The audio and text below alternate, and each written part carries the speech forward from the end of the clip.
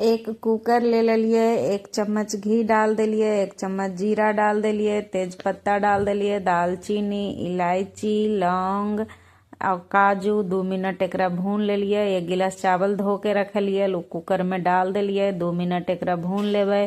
फिर 2 गिलास पानी डाल दिलिए। ओकर बाद 1 सीटी मारने तक पका लेवे। ओकर बाद सीटी मार दिलके, ठंडा होने के इंतजार करवे। ठंडा हो गेले। अब ये गर्मा गर्म पुलाव सर्व कर रही देसी स्टाइल में। एकरा पे धनिया पत्ता थोड़ी सी डाल देवे और राजमा के सब्जी के साथ खैलिए। मजा आ गेले खाए में। वीडियो अच्छा लगलो तो चैनल के सब्सक्राइब कर दा।